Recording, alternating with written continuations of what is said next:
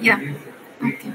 So good morning, a very good morning to one and all present here. So from the team of Bioclues, I welcome everyone on this special event of conducting International Mother's Day, and it is being very a grateful moment for all of us to have some leading women scientists who are wonderful mom, and amongst us we have our founder as well as president. So I request both our founder and president sir to speak a few words on this session. Yeah, thank you so much, Indrani, Manjari, Rajul, and everyone for organizing this. Happy International Day for mothers in advance. When we speak of mothers all over the world, we always get inspiration. Mother is always a kind of a connoisseur of all eyes. But this particular event is by and large, for those particular women scientists who are mothers, who are probably daughters, who are probably daughters-in-laws, who are probably sisters, and who are probably those particular wonderful scientists who have really set the paths. And I thank everyone for joining this. And I think this is a moment of glory and bliss, and a kind of an inspiration in welcoming all these eminent speakers. Thank you so much, Manjari, Indrani, and Rajul, for organizing this. Yeah. Over to Gyaneshwar Chobe, please. I think he needs no introduction. Gyan is a professor and a senior principal scientist and a group leader at Benares Hindu University in Department of Zoology in Cytogenetics Division. He has been a kind of a global leader in subpopulation genomic studies all over India. And today I'm sure Gyan is with his mother, Mummy ji, who would probably bless this particular occasion as well. So Gyan, please over to you, please, President of Bioclues. Yeah. Thanks, Pras. Good morning, namaste to everyone. As Pras said, that it is a matter of pride for Bioclues to have this kind of discussion. Women is like a person who does 24/7 job. Either it is a housewife or a working woman. So for working women, it's like a working at home as well as working for the development of children and working for the for their own career. And also, they are most of them who are in the science. They are also teaching some students. They are also supervising some students. Not only female students, they are supervising the male students. So the power which women usually have. I used to think about that how come this power comes so much, fruitful for them that women lack. And somehow if we could get this power, we can be even more productive, we can be more helpful. But with the new India, new development, and new scientific society, I think women are getting more and more opportunities. We still have to provide them more and more opportunities because they are much better in doing. And as far as I have seen in scientific experiments, women are more precise. If a man has to put just 2 microliter of solution in some test tube or in some F&F tubes, then usually they have error something like 5%, but women, they don't make errors. They are just plus minus 1%. So this I have seen even with several colleagues. So they are much more better than us. And I hope that there will be more and more leadership with the women in our country. And I'm happy that some leaders are already here presenting their own work as well as their struggle for the society, and that will be an inspiration for all of us. So thank you for organizing this program for all of us, and I'll be happy to understand and to get some more mitochondrial power from all these women. Thank you so much. Thank you, sir. Thank you, Prash sir and Gyan sir, for your inspiring words. Now we shall move over to the next session. So I request our secretary, who is also a leading woman scientist and a wonderful mom, to give an open address for this event. Over to you, ma'am. Thank you, Indrani. Thank you, Gyaneshwar sir. Welcome all and a happy Mother's Day in advance. So let me tell a brief history on how Mother's Day came into. Mother's Day started in the USA and is increasingly observed in India too on the second second Sunday of May, that is May 14 this year, that's tomorrow. And the US holiday came into being thanks mainly to the efforts of one activist, Anna Jarvis. Anna was born in 1854 during the Civil War years. And as she grew up, Anna made the founding of a Mother's Day her life's mission. And her efforts were formally recognized, and a bill was passed in USA somewhere around May 8 in 1914. And since then, Mother's Day has been a special occasion celebrated worldwide to honor and appreciate the contributions of mothers in our lives. The day is observed on the second Sunday of May every year and express our gratitude for our mothers for their unconditional love, sacrifices, and guidance. However, beyond being just a day to appreciate mothers, we at Bioclues wanted Mother's Day as an opportunity to recognize the contributions of women in science. Historically, women have been making significant contributions to science despite facing numerous obstacles such as gender bias, lack of opportunities, and societal expectations that have hindered their progress. Many women scientists have played a pivotal role in the advancement of science, medicine, and technology, from Marie Curie, Rosalind Franklin, Barbara McClintock, and many, many more, who continue to make significant contributions to science in various fields, such as astrophysics, mathematics, chemistry, biology, and engineering, like we are everywhere. Mother's Day can serve as a reminder to the need to celebrate and support women in science. It is an opportunity to encourage young girls and women to pursue careers in STEM fields, provide equal opportunities for women in science, and ensure their contributions are recognized and valued. Bioclues has always been instrumental in promoting and supporting women in biology. The organization recognizes the underrepresentation of women in biology and provides networking, career development, and mentorship opportunities for women scientists.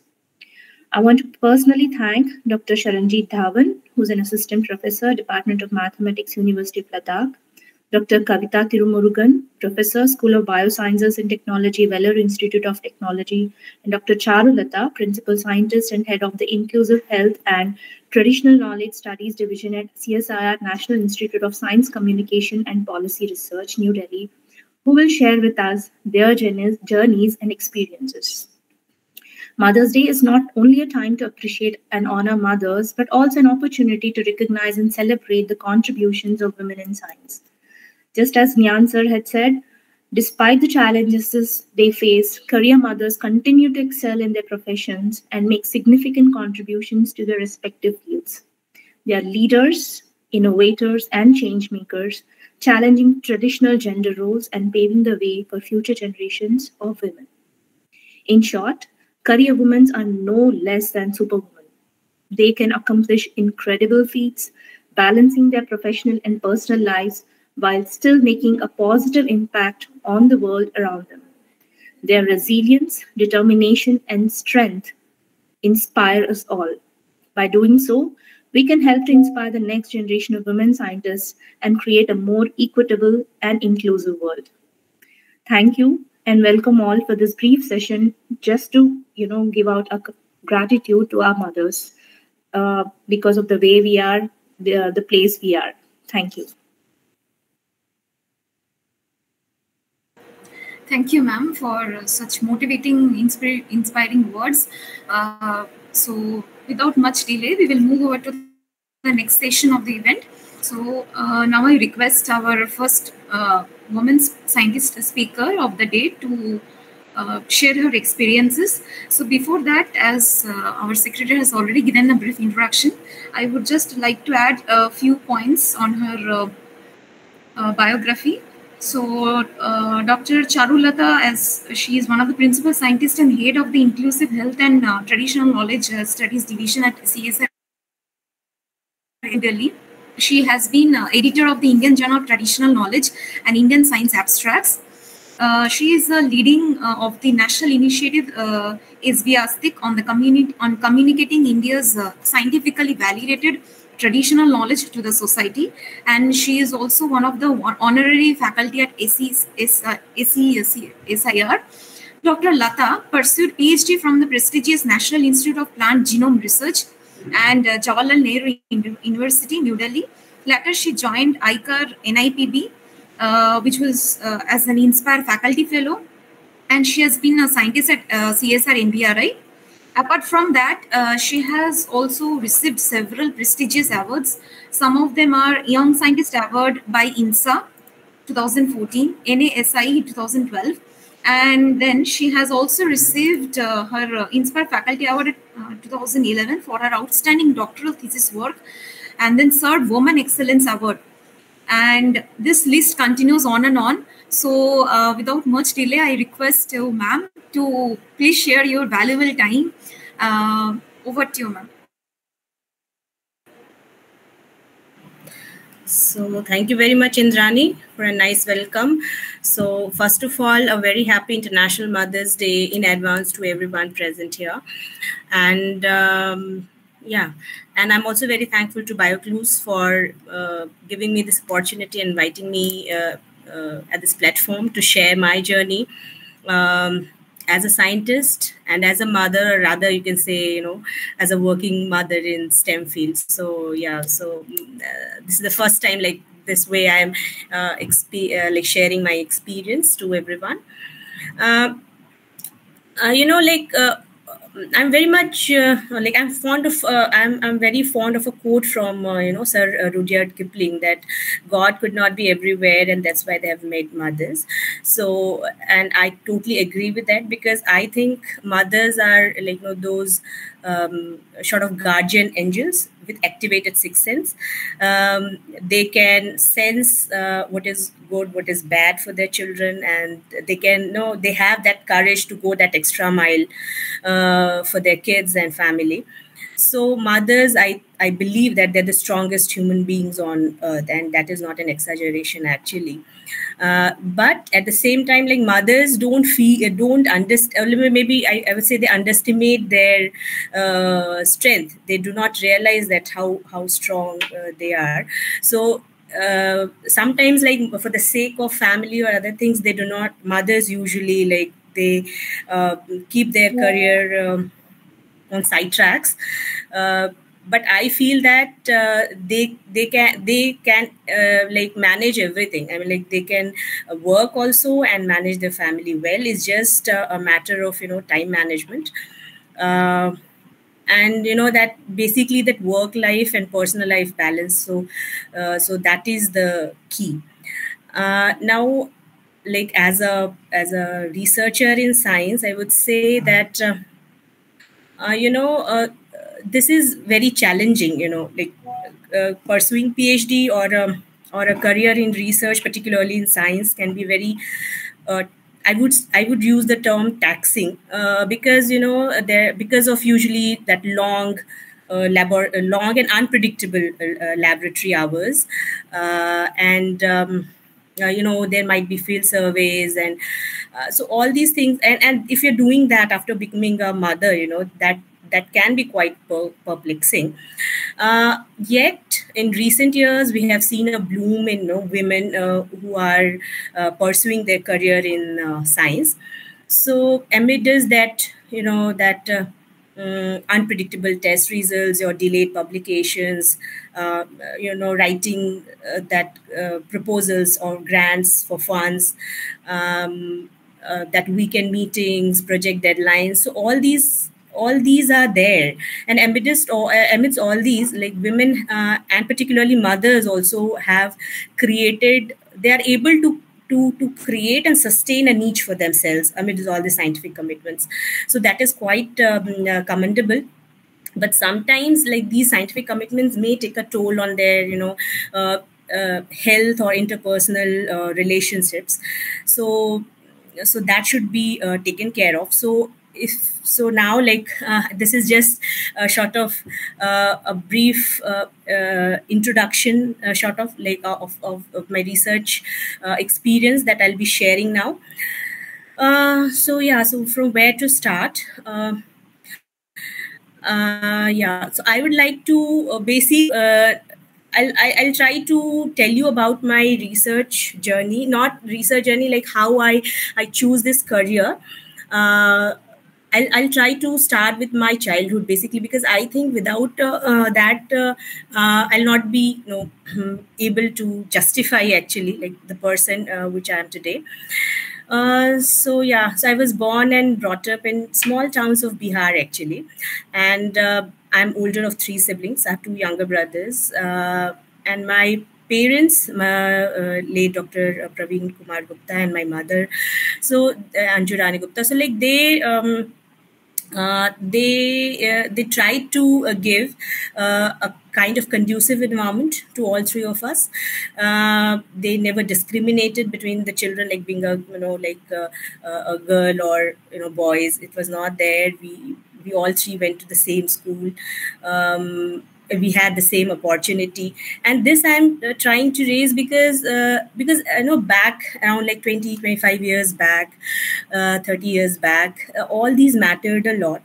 The society now has changed, but at that time, the society was like, like girls should not go to a co-ed, or girls should not go to an English medium or something like this. So my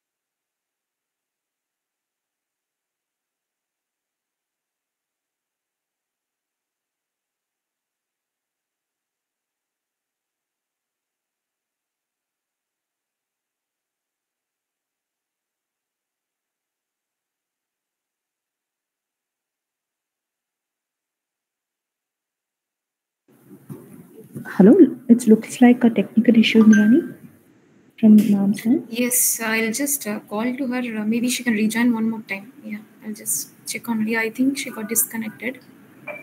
She will join back.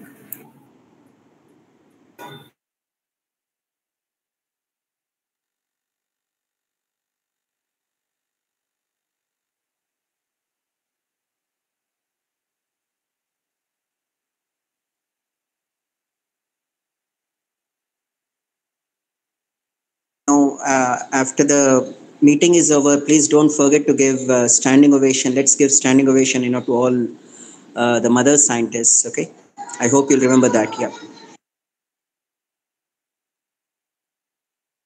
Sure, sir.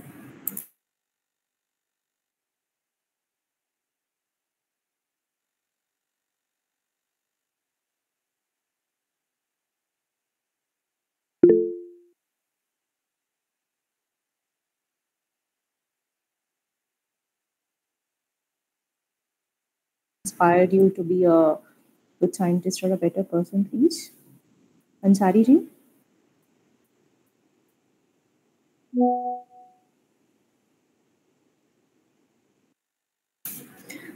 Any of the leading, women scientists who are here, or were professionals, other women professionals, they can share your experiences. Meanwhile, other speakers join.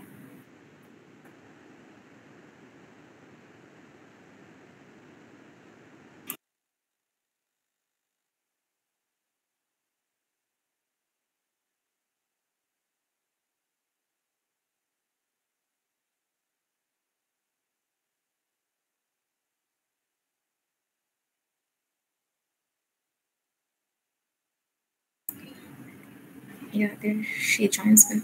Hi, ma'am.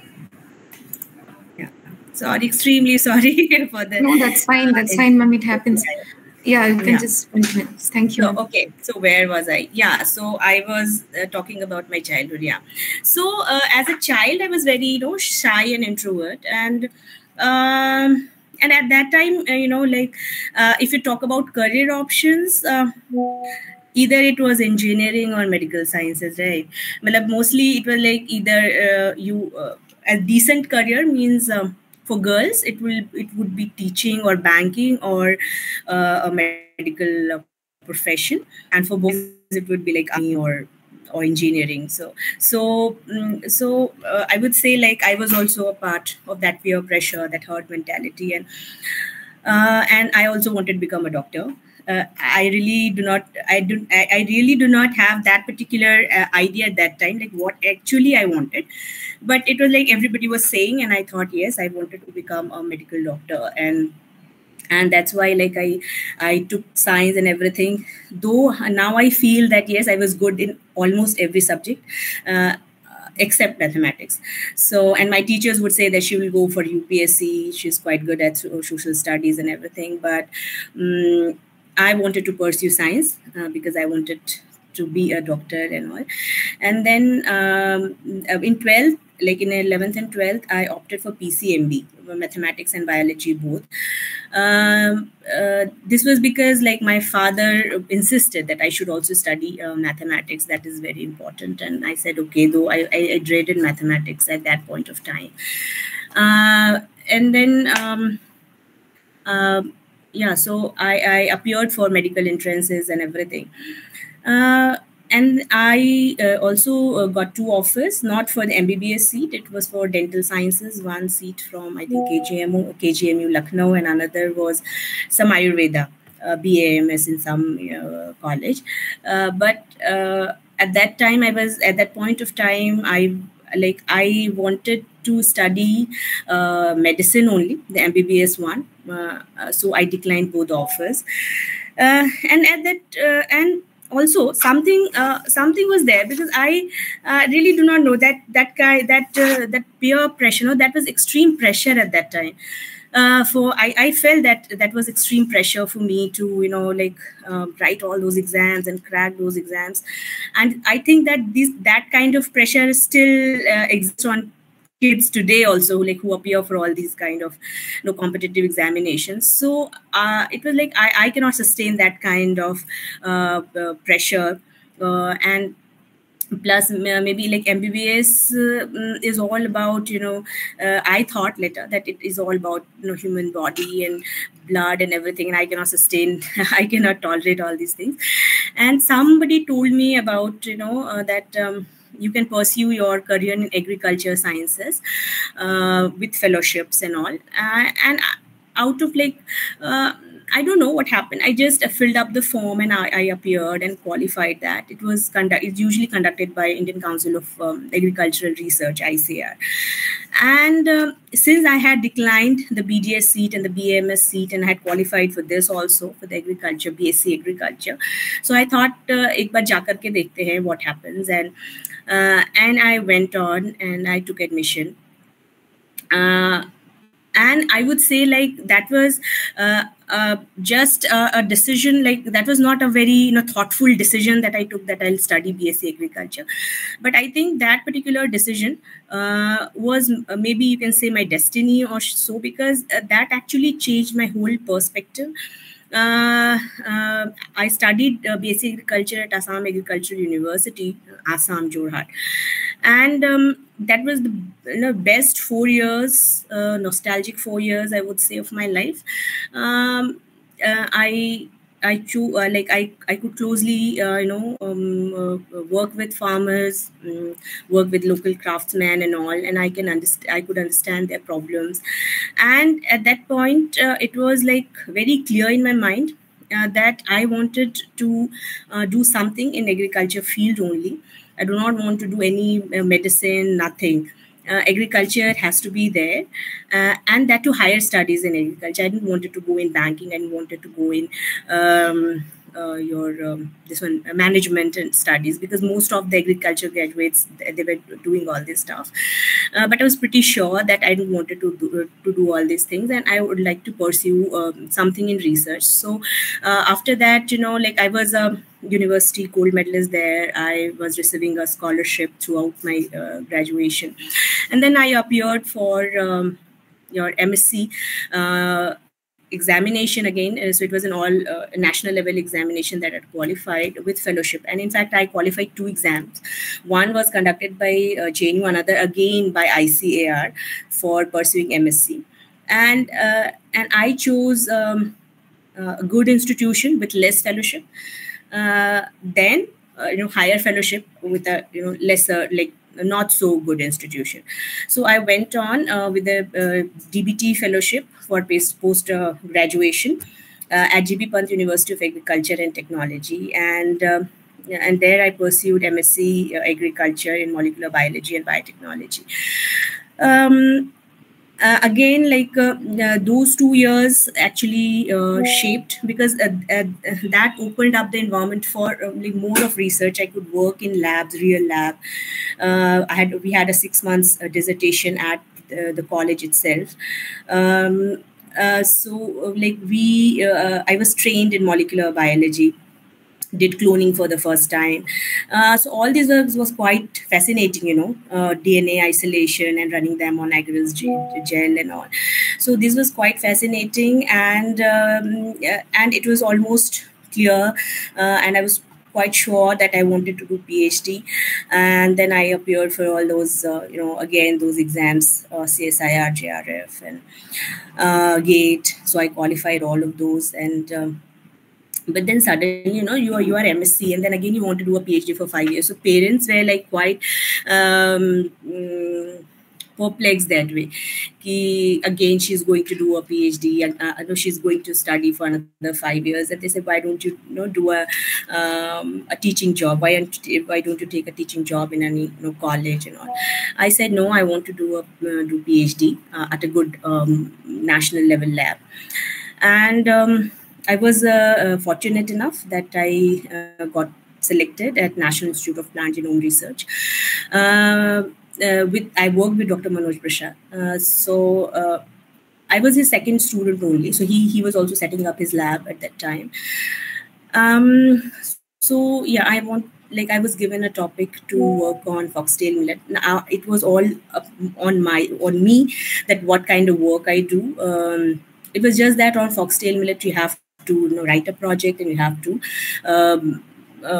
basically do your PhD in that particular field. So I wrote a small project that way on. That was a DBT funded project of my guide. So that was on the transcriptome analysis of foxtail millet, and then functional characterization of a stress responsive gene. And in the second year of my PhD, I got married. But yes, I was like quite clear that I wanted to do PhD. I wanted to have a decent job that way, and some academic position I wanted. So I continued my PhD. I had good publications during my PhD. And so motherhood was not on my mind at that time, because like many other girls, I also thought that maybe my motherhood may hamper my my career prospects. I thought like that if I become a mother at an early age, while doing my PhD, I may not be able to complete my PhD and everything. So I thought like that. And so deliberately, I would say that I basically postponed it, and I completed my PhD, and then I got this Spire Faculty Award, and then I started, and then I thought to think on this direction that I should start my family and all. So and I would say that it was a destiny or something, I don't know. Like when my son was born, he was just 2.5 months old when I got an interview from a Lucknow-based national lab, and I went there because during the PhD, when just I completed my PhD, I just applied for so many positions and everything, without giving a second thought how I'm going to manage. But it was like, yes, I want this position. So I applied for so many positions. And when my son was 2.5 months old, I got this interview call. And I and again, it was a tough decision. Your son was like 2.5, and then I have to how I'll carry him with me and appear for an interview. So I called my mom and I left him with my mother. Went to Lucknow with a morning flight and came back in evening. It was like that. So yeah, appeared. And here I'd like to share one very peculiar question that I faced from the interview panel. And it was like everything, whatever they asked about the academics. So everything after all these questions, one of the panelists asked like, your husband is based in Delhi. How are you going to manage? You working in Lucknow and your husband will be in Delhi. How are you going to manage that? And frankly speaking, I was not ready for that question. Basically, not in my wildest of dreams. I thought that I would face that question, but yes, I somebody asked and I had to answer that. So I just said that I'll manage, or maybe I was like, my voice was choking up because this was something that at that particular moment I realized that I have a son also to take care of. And if I join this lab in Lucknow, what will happen with my son, and because definitely my husband is not going to relocate, at least at that particular time. So the only women scientist in the panel, she said, Charu, you are going to join this job. You're not going to leave it. You'll have to, show that yes, you can do this. And then I was thinking that why, every time women has to prove herself or show the man ki hum kar sakte hai, we can manage and all these things. But yes, the selection committee showed faith in me, showed faith in my capability, and I got that job letter, that offer letter I received within 2 weeks. And then it was on me to decide if I want to go and join, or I wish to continue as an Inspire faculty at Delhi as well. That was obviously a fellowship position. That was not a regular position. So I thought for actually 3 months. I took 3 months time to just thought कि क्या करना है, मुझे जाना है, मुझे नहीं जाना है. And then I thought I'll go and let's see क्या होता है. And then I went to join in Lucknow, and I won't say that was a cakewalk, because with a 6-month-old son and a maid, because my father was also working, so mother cannot. They had different setups, so I didn't wanted to disturb them as well. So so I came to Lucknow. I joined that particular lab, and when you join a new lab or you join a new position, obviously there's so much pressure on you, I would say. You have to set up your own lab, you have to write grants, you have to your funds, you have to write papers. So a lot of things actually go hand in hand at your workplace, and you cannot expect sympathy. So sympathy should not be your expectation from your the work people, your colleagues, that way, because it's a part and parcel of your job, and you have to do it, and you have to accept it. So it was like that. So when usually I work at lab, it will be like I'm totally engrossed in my work environment, and when I was back to my home, I would be spending some time with my son. But here, since I was that way a single mother for quite some time, because I was in Lucknow setting up everything.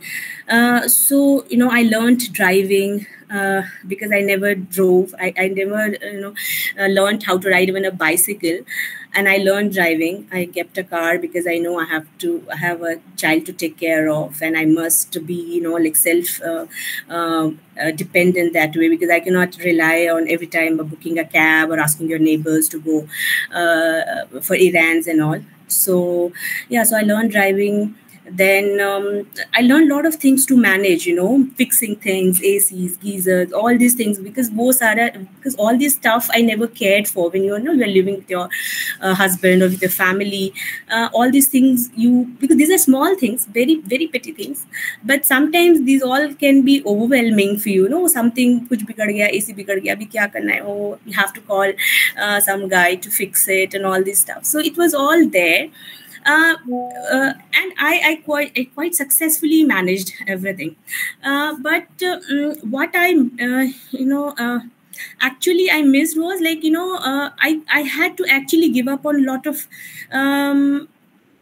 opportunity, like conference opportunities or some kind of surveys, and I couldn't travel much, with a small kid. With a maid, actually, I cannot live my son like that. So if something was in Delhi or very nearby areas, I could go and attend.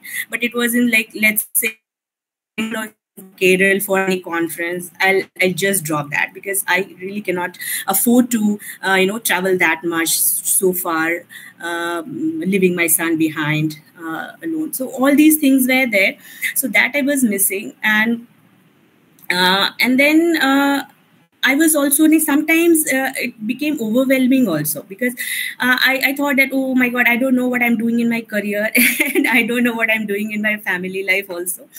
So that became overwhelming a lot of times.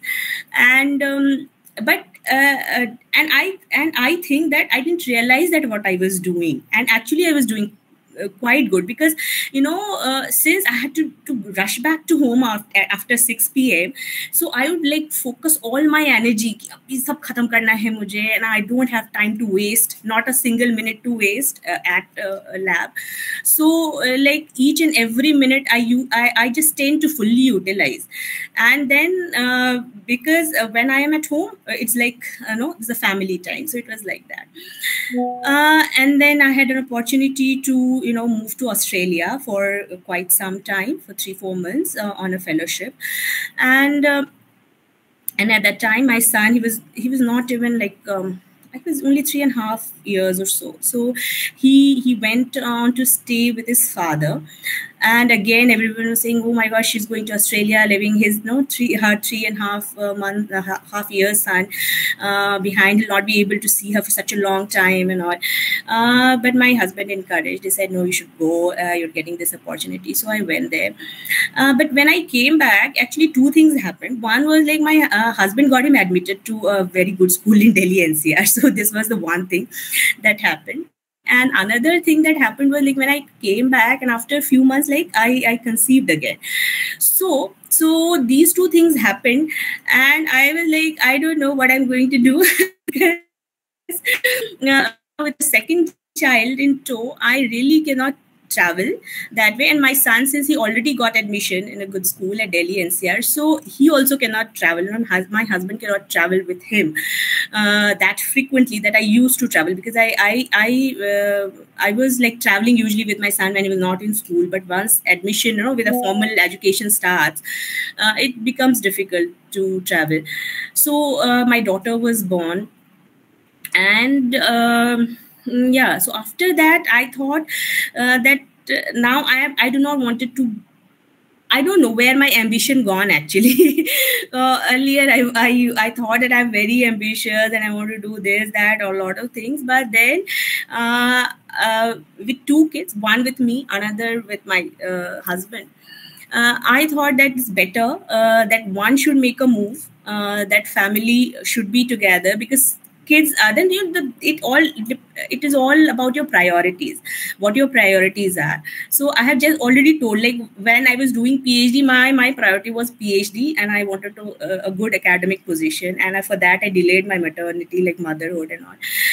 But once like my second child was born, my priority, I think that took a total shift, and then I applied for a transfer, and luckily my application was considered, and I got this position. Now here, luckily, I'm telling you, but the thing is, yes, I wanted to continue research. I wanted to continue my research in the field that I have done my PhD in, and I did apply for some positions, good positions, research positions in Delhi, but somehow, and I totally agree. I totally agree with the authorities also, that already if you have a position, a good.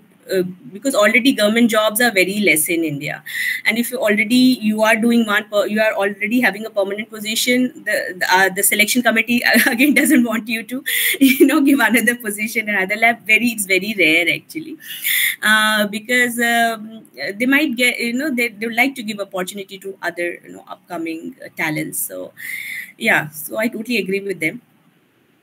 So I applied for a transfer. So after that, after 2 years, actually, I applied for transfer. So I used to live alone there in Lucknow for 2 years. I was alone, and in fact, my daughter was 7.5 months. She also like my husband was taking care of her for quite some time. So then I applied for transfer, and luckily, like both the directors agreed. And I could join National Institute of Science Communication and Policy. Like at that time, it was science communication only. So moving from a wet lab to science communications, that was another turning point actually. But one thing that was clear in my mind, that if I have that commitment to my work, anything is like possible. It's like it's nothing short of. What to say, anything is not like impossible. There is nothing which is impossible actually. So science communication, I think that yes, it is a bit challenging, because when you are already in your early career, I would say that wo thoda sa phase nikal gaya. So now I shifted to science communication, but it was good, and I really received good opportunities here. The director of the institute showed faith in me again, and I really got good projects. So in a short span, it is only 4 years when I am here in Delhi at this particular institute, and I have got the opportunity to become the editor of a very good, the only, I would say, the niche journal, scientific journal, in traditional knowledge. And then I also got the opportunity to lead the national initiative, the PMO-driven initiative. Honorable Prime Minister of India, Shri Narendra Modi ji, actually, he upon his clarion call, this initiative was started, and I got the opportunity to lead. So this mission is actually Swastik, scientifically validated societal traditional knowledge, where we communicate the scientifically validated TK of India through interesting infographics and short audio visuals, reels, podcasts, everything we do. And we communicate through social media channels. It's basically a campaign sort of. Then we have partnered with MyGov here. And we have very recently published a digital book and a print book on validated Indian TK stories, 20 stories that we have published. I conducted international conference, national workshops. So all these I have done. And a lot of people say that how you're managing again, this is all new for you. How you're doing this? Because you have a good name. You have made a name for yourself, or made a niche for yourself in plant molecular biology. A lot of people know you, but again in science communication, you had no experience earlier, but how you're doing? And I said nothing is possible. So this is the I would say, and this I would say that again, that mothers can do anything, they just don't realize their true potential. So it was this. So this is all about my research journey. I have been now I'm the head of the division of inclusive health and traditional knowledge studies. Again, mentoring PhD students. 3 PhD students I mentored from the plant molecular biology side from the NBRI. Now 3 PhD students I'm guiding at in science communication here at NESPA. So yeah, it's quite manageable. It's tough. It's not. I would not say that career switch is a cakewalk, but it's not that difficult also. And what I understand is that as the scientists who are mothers actually. What I missed when I was in Lucknow and when my son was here in Delhi, what I miss, I cannot be with him anytime. So that flexible working hours or that flexible that should have been there. Your work from home option, which is a norm now after post COVID. But before that, work from home for a scientist, that was actually not acceptable at that time. But I think that a lot of things that one can do from home, like checking manuscripts or you're preparing questions or thesis writing or some, also all these things can easily be done from home. And to encourage women and particularly mothers to sustain their career in science, I think the flexible working hours or the work from home option should be granted. I mean, like the head of the institutes or the immediate reporting officer should not be very cringy कि नहीं अभी आपको इस time पे ही report करना है 9 to 5 6 आपको करना ही करना है. So I think the productivity should be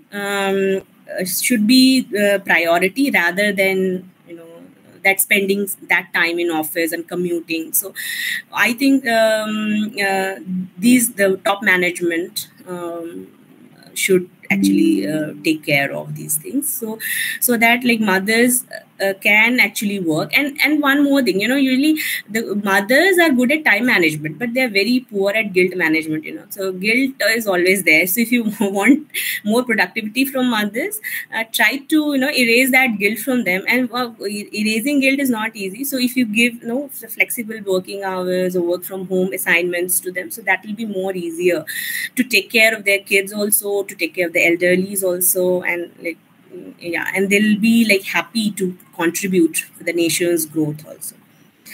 So with this I'd like to stop. Thank you. Thank you, ma'am, for such a beautiful story that you have summarized in just 15 to 20 minutes. But this is quite relatable because every woman or every scientist, I mean, every woman, I agree with all, like everyone will agree with whatever I'm saying. Like the management of everything is very important because we start to realize it very lately, although, but we try to we go into that phase, like managing our family, providing our time with others, spending time with everyone. That is very important skill. And so I just had to ask you one thing, ma'am. While you are going to the transition, as you mentioned, from wet lab to the science communication part, so what did you feel like? Why did you like? Maybe you could have rejected that opportunity. Why did you opt that? I opted for. I opted because it was a CSIR lab. I was earlier in CSIR lab. It's a CSIR lab, so it's a permanent position. So first thing was that. Another thing, I already told that I did apply for some academic positions in Delhi. Already I had applied in some good institutions and universities in Delhi, and I already told that I appeared for like 2-3 interviews. I think I appeared, and I was not that given, the new position here in Delhi NCR. And I already told, for the obvious reasons, they like already I was in a permanent position, and this happens that already positions are very less. So they want to one. Yes. Then I could have joined any private institution or any private university or something, but I didn't want it to actually. I don't know why, but I didn't want it to join any private institution or private firms. So maybe that was the passion left for you to turn over in a few years. I mean, yeah, you already proven to be a lead. I mean, a wonderful, commendable scientist, ma'am. And so it was such a beautiful and journey. still I am continuing, and like my PhD students still were there. Yeah, so like till last year, two of them received their doctoral degrees last year. So that's so amazing. Yeah, so they were there, and now here a new student here doing PhD in almost totally different field. So that is all challenging, but I think I'm enjoying this phase also. I'm not complaining at all. Yes, yes. So, ma'am, what all things you felt like after joining the science communication work? Like, what do you need like experience on this part, or like a naive research scientist can also entertain in this job? See, you have to have a flair in science, like. Some prior experience in science and research is very important, and then have flair for writing. So if you are a good researcher, obviously you write papers, so that kind of flair, scientific writing is obviously there, but that is for scholarly communication. Yeah. But for popular communication, you need to have more kind of vocabulary and some kind of, you should be avoiding all those technical and scientific jargon and other things. But when I joined this institute, actually I was offered an editor position only. So I was happy that way, because I was a researcher. I know that what it takes to publish a paper. Okay, so earlier I used to be an author. Now I was an editor. So this was the difference. So now, like, on the other side of the desk I was there.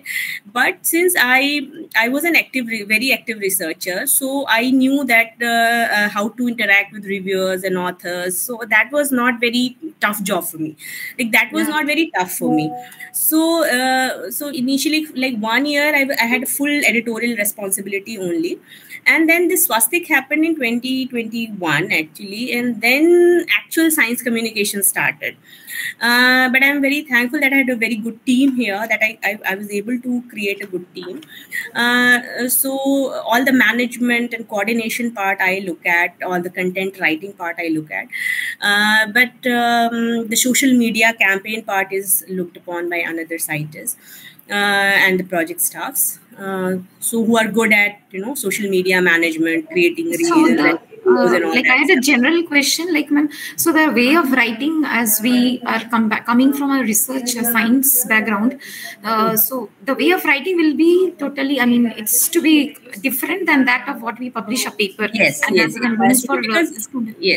Because in science, when you are writing a manuscript, a research paper or scholarly communication, you say, so that is meant for your peers, your academic peers, the group of people who will understand what you are doing. Okay, most of them will be working in the similar area, so they'll be able to understand. But but your paper will not, any person, if you are, let's say, in bioinformatics, so your paper will be referred to by, or cited by, or read by the academic peers who are working in biology or bioinformatics. Okay, but those who are in physics, pure physics or pure mathematics also, they won't be interested in your paper, or they might not like study or read that.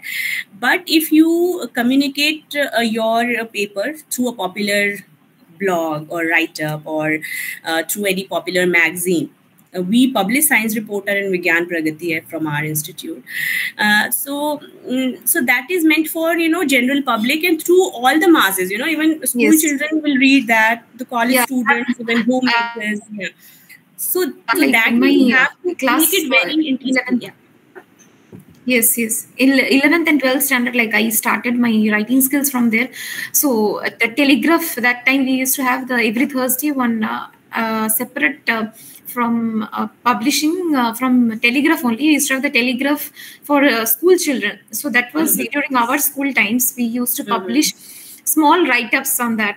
So, I mean, that is a part of I suppose that was a part of the NISCARE that you are mentioning about. So it gives a very broad opportunity, like, the writing skills to be very important at the root end of the school. Children should develop that kind of skills. Even I used to write on the science reporter that you mentioned, ma'am. Now, so it gives very important insights on us on the way of thinking right from the root end. And that so nice of you, ma'am. You shared your wonderful, commendable experiences. Thank you so much, ma'am. And you should be there for throughout the session, because we'll have a wonderful photo session at the end of the event. Sure. Yeah, thank you, ma'am. So, yeah, any questions from other participants? Yeah, in fact, one thing I missed actually, I told about my journey. Now my kids, my kids journey also, I should have mentioned like how my kids perceive my my work or what their mother does. So what I have generalized from my son's behavior and his perception is that the kids become quite sensible, quite responsible if both parents are working. Actually, they tend to do a lot of work on their own, and actually they tend to ease the burden. At least my son, he understands that his mother has to go to office and work and has to come back in evening. So he's ready with his homework and everything. He's complete everything before I reach home. I just have to give a glance on his work. And sometimes I feel that how mature and responsible he has become. I have not told him anything, but and since very young age, actually, when he used to go to a daycare, so there also he would complete his homework and everything. So he has never been mischievous that I'm getting calls from teachers or this and that, pareshan kar rahe, that you are not, mothers are not there to look after their kids. So ऐसे बहुत complain होता है कि mothers are वो बाहर जा रहे तो बच्चे naughty हो रहे. But my son, somehow, he has been very responsible. Now with my daughter, she's very young. She's not even 5 now. So she throws tantrum at times, but I think that is quite okay, because maybe she sees both her parents. So one or she the needs other. The time. Yeah. It's maybe because of the demand of the time she wants to spend with you and her father, definitely. But I would say that one should not give up. The mother should not give up, because for the kids you are giving up the things, but kids after some time they won't require much of your attention and all. They have their own set of friends. And they have to once after 12 they all have to move out actually. So your nest will be going to empty. So that you have to understand. You are not going to hold them for long. So 12 is 12, 14, 13 years. Yeah, thank you so much, ma'am. So with viewing of the time, I sorry to stop your conversation. It will continue on and on. So moving on to next speaker of our day, Dr. Saranjeet Dhawan. Ma'am, are you there? Yes, I am here, Indrani. Hello, ma'am. It's so nice to meet you. Dr. Saranjeet Dhawan is presently an assistant professor in the Department of Mathematics, University of Ladakh, which is a very beautiful place. So she secured her Ph.D. From the NIT Jalandhar, and she has also pursued a postdoctoral fellowship at National Board for Higher Mathematics in the Department of Atomic Energy, Government of India. She has received foreign travel grant from DST, and she has to participate in the 7th International Congress in Industrial and Applied Mathematics in Canada.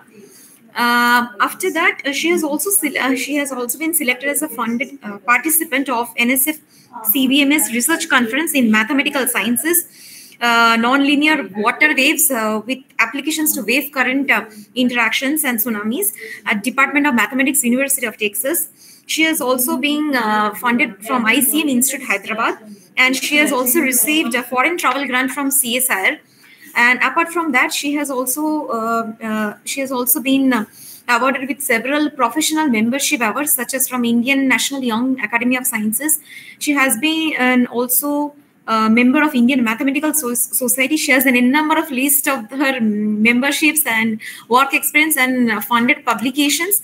With such a brief introduction, I request ma'am to share your valuable experiences as a leading woman scientist as well as a wonderful mom.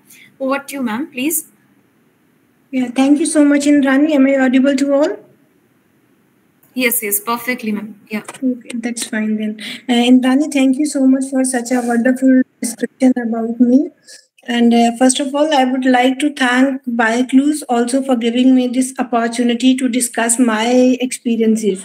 Because when you are a mother, when you are a professional working woman, a lot many parameters are there, and sometimes you do feel that life is heading towards some different direction than what you expected, and many other point of views.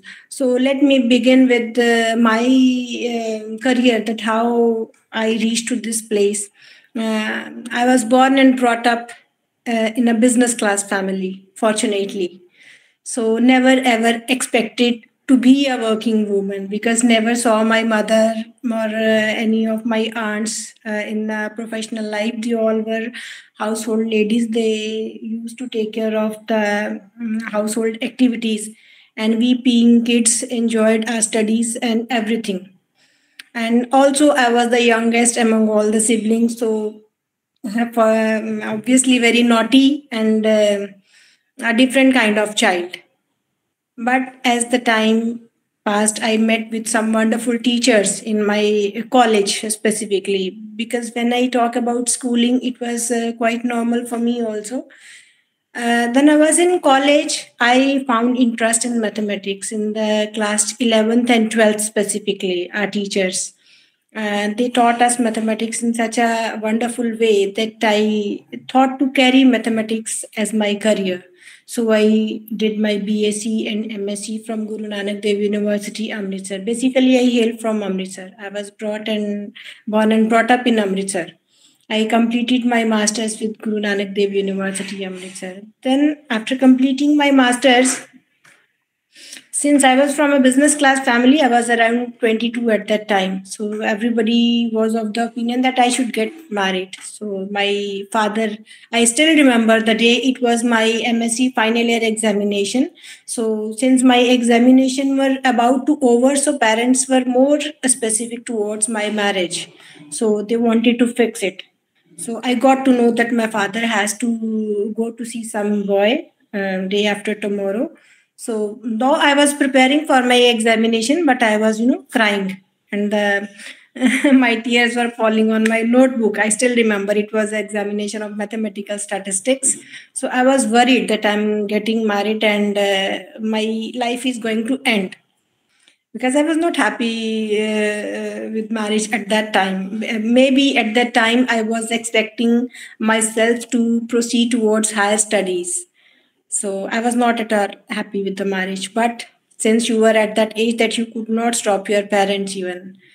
But the good thing happened that my father didn't like the boy whom he had to meet, and he was not satisfied. And the moment he came back, I was so happy. He was rather stressed at that time that he couldn't meet his goals, but I was happy that, okay, I'm successful at some point. So after completing my masters, I wanted to join PhD. So passing through all the lines, I somehow got admission in my PhD program. So it was fixed that now this program is going to take 5 precious years of my life. So all the relatives, they were stunned. There was a questionable moment in my family, specifically when your uncle and your aunt and your neighbors are there. They were rather more worried about my marriage than my parents. My parents were happy that, okay, our child is going for higher studies, but they were more worried. Even they tried to threaten them that she will get old, you won't get a right boy at this was the right age, what you are, the hell you are doing. So a lot many ups and downs were there. But when I started my PhD, it was a different type of atmosphere. rather than the one you were leading in a business class family. Because when you are in a business class family, everybody talks about roaming here and there, and they weigh everything in a monetary value, what I have felt. But when you enter into academics, that is a different sort of atmosphere. So slowly, I felt that I am finding it interesting. Even my subject was not the pure mathematics, but the applied mathematics. So kind of things I studied how mathematics is useful for engineers, how mathematics is useful for industry, and all these things. I studied so many applications, and it was really very interesting for me. And slowly, as you all know, that whosoever pursues PhD in any field obviously gets the opportunity to present his or her work in conferences, in various events. You have to move here and there.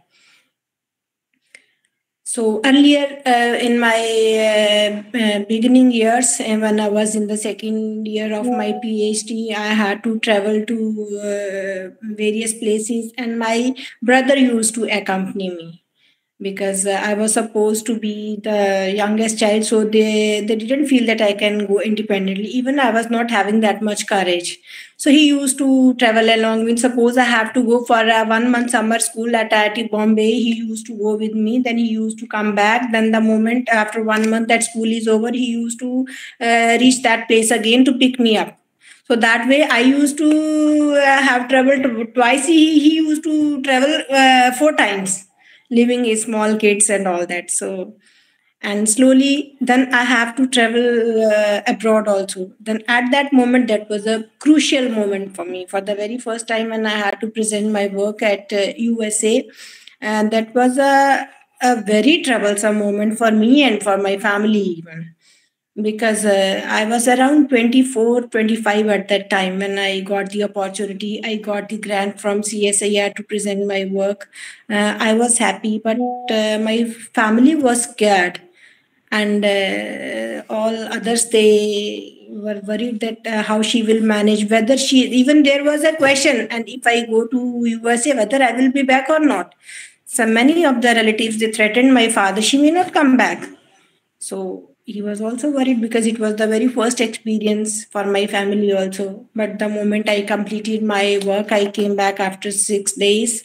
So my father felt relaxed. He said for the 6 days, I couldn't eat, I couldn't breathe properly, because I heard so many things from the relatives, from all other people around me. But from that time, he got a confidence that yes, my daughter can do a lot many things. Then he never asked me to put my feet back. He always supported me, and I completed my PhD. Then the most unfortunate thing happened with me, that the day I was dreaming that one day I will complete my PhD, my parents would be sitting there to see me receiving my PhD degree. That was my dream. But unfortunately, when I completed my Viva examination, just after 2 or 3 days, my father collapsed. That was a very scary moment for me. At that time, I was unmarried. And the most scary part of my life had been that my mother was a brain tumor patient throughout my childhood. I could never talk to her because she lost her hearing power. So the moment I lost my father and my mother is not able to, hear me, that was a very strange phase of my life. And during the same days, I got another opportunity, that was a postdoc fellowship. And then again, question raised up that whether I shall pursue my postdoc fellowship or I should be getting married. Because my mother was losing her heart at that time. She said that no, marriage is the first priority. Don't go for the higher studies. But since it was a very precious opportunity for me, I could understand somehow. I convinced my family, so I do have to pursue. So I pursued my postdoc also. And after completing my postdoc fellowship, at that moment, I could decide that what type of man do I need in my life, because my education was complete. I got a regular job after completing my studies, and then at last it was the question about my marriage. And at that time, maybe I was also stable, keeping in view my family conditions, keeping in view my education and everything. So since I was financially independent at that time, I was of the opinion that yes, now this is the right time and I have to get married. And the type of man I wanted to be in my life was an academician, because I thought only if you are from the same profession, both of you can understand each other's situation. Only then that marriage makes some sense. Otherwise, if somebody say doctor, he might be having his night shifts or like that, and somebody is engineer, he is having a different type of atmosphere. He has to join in some other cities where I cannot join. Then there is no question of that sort of marriage. It's only a compromise. I didn't want to have a compromise in my life from that aspect, because I thought that I need a companion, not only a husband.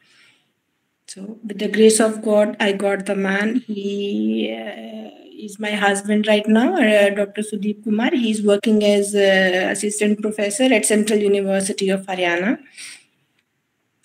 I feel blessed to have such a wonderful man in my life. Who never stopped me from doing anything, who always understood my situation. And I even served for 6 years at Central University of Haryana. I did a lot in my academics and all those things. And after the removal of 370, I got the opportunity to serve at University of Ladakh.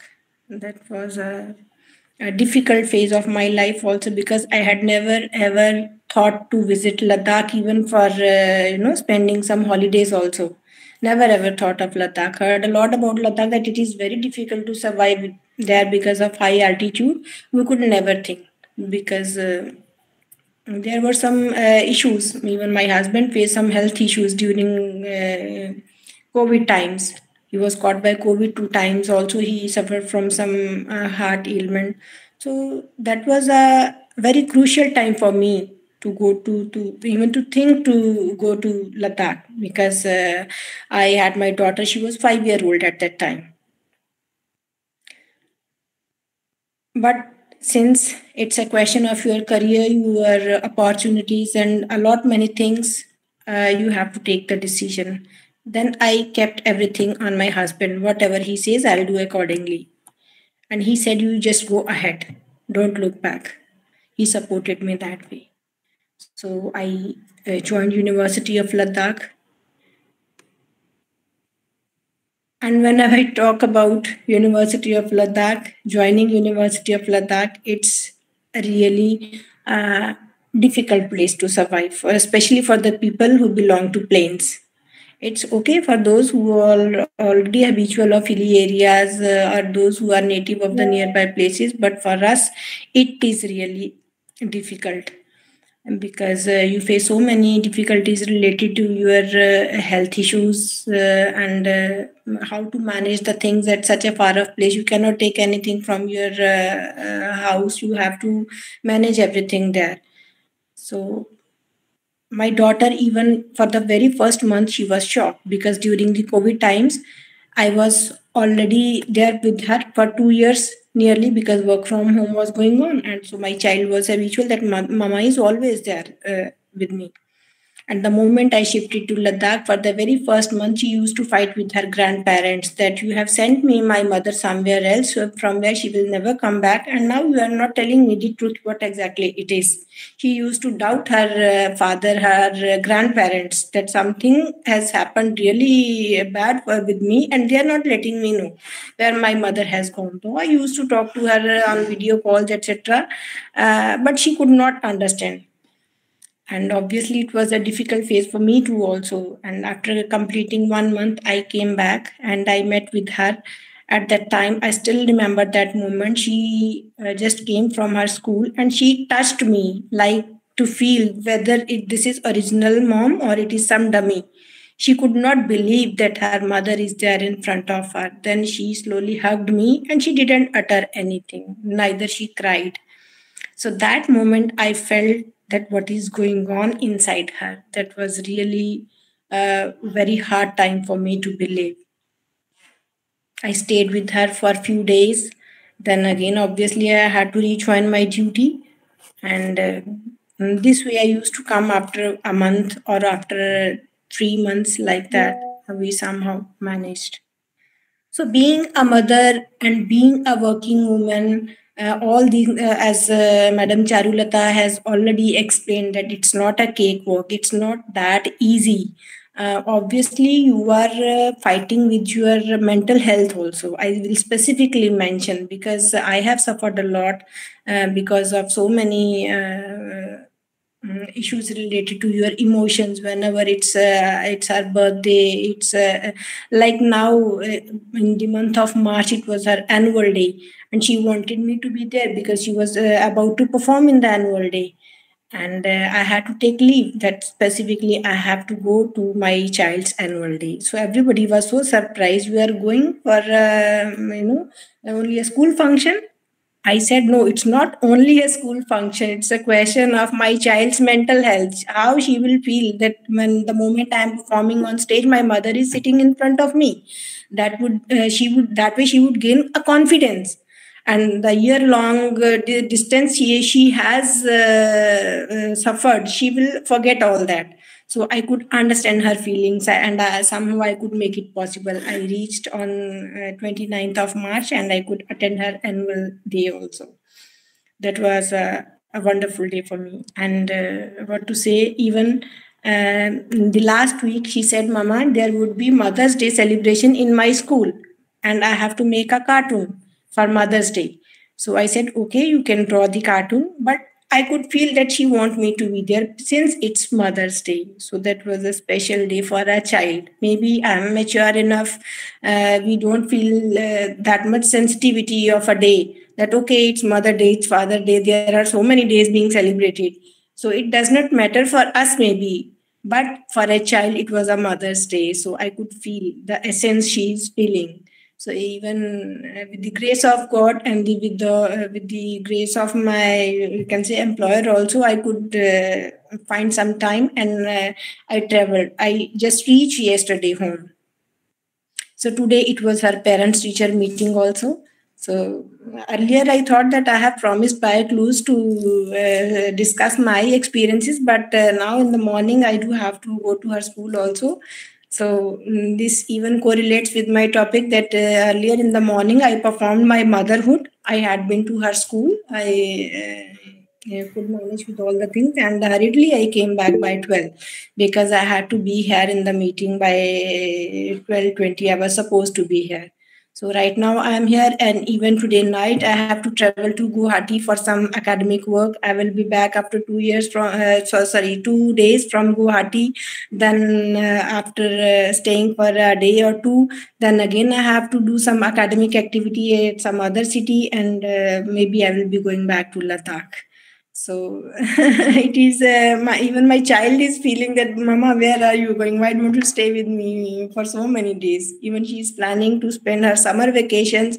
She says that, Mama, could you be able to join me in the month of whole June? I said, what we are going to do? She said, I want to go to Nainital. I want to go to this place, that place. So you do take a holiday for 1 month.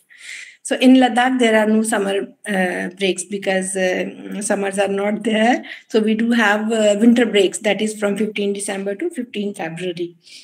So last year, even when she was having her summer break, she visited me in Ladakh, but she didn't feel good because there is no greenery and there were so many difficulties. She didn't enjoy Ladakh. So now this time she didn't want to go to Ladakh in her summer break. She wants to go to some other hill station. So again, we have to think that how we would be managing because I don't have summer breaks, but my husband and my daughter, they do have summer breaks. So it's again challenging for us.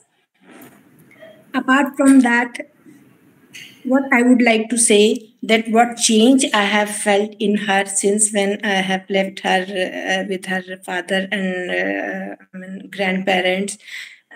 She has grown more responsible, as Madam Charulata also discussed that her son he's not leaving any complaint. He's doing all his activities wonderfully. And since in the morning itself, I have been to her school, And believe me, I went to her school after 1 year. I could not attend any PT meet in the last year, but I went to her school today.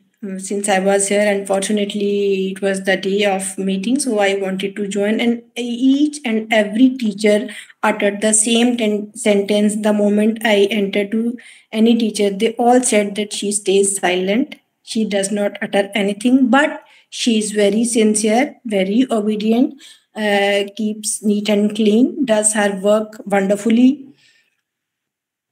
But one thing that hurt me, they said that she remains silent, but the moment she opens up her mouth, she utters in an irritating voice. So that way I could feel that some mess is going on in her mind. Maybe at moments she is missing me. Maybe at various points she want to utter a lot many things with me which she is not finding. So I do pray to God that I may get back to her so that we shall be able to spend our time together. Since she is a female child, so maybe she is more sensitive. So this is all about my journey being a mother and being a professional woman. I'm also fighting with both the faces, and you have to think a lot about your family when you are working at a different place. So it's really very challenging, but I am able to survive only because my in-laws are there. They are very supportive. My mother-in-law, she had been an academician also, so she understands my situation. Because my husband, they themselves are four siblings, and my mother-in-law, she used to travel a lot for her duties and all that. So they understand all the phases. So they do support. I think that is more important, ma'am. Staying at the support, it would not have been possible for me to pursue my career. I would have to surrender either my career or something else would have happened. Yes, but it's going on. It's like very relatable journey because ma'am, I feel like still now I'm on the journey of completing my PhD. So my father passed away just before COVID, so I can relate. And my mom, she's very strong, and the way moms are they will be physically, mentally, and emotionally, they will be so strong. Without that power in us, we cannot proceed. And I think most of the scientists who are with us, they will also agree with your journey that you mentioned. It's quite relatable, ma'am, and it was pretty heart touching. There was no words to explain it, ma'am, and really wonderful to have such wonderful women scientists who are leading mom. And it is quite obvious, girls, as I feel like more than boys, girl child, they need a bit of attention from their parents. They are more sensitive. I feel they're more sensitive. This doesn't able to give time to me over a phone call. I feel like I get angry. Like there is no time for you, but I'm staying far away from you. But it's quite relatable, ma'am. And so hats off to you, ma'am.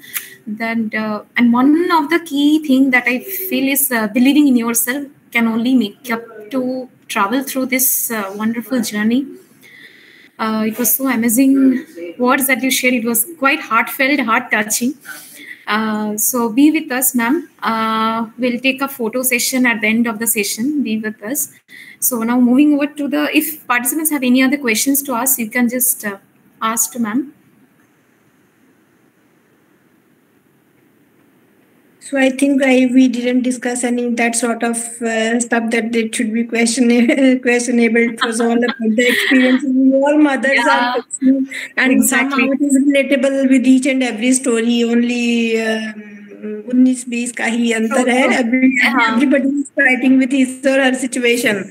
It's not only about mothers, but the fathers who are a part of that family. They are struggling a lot. The only thing is we are discussing struggle.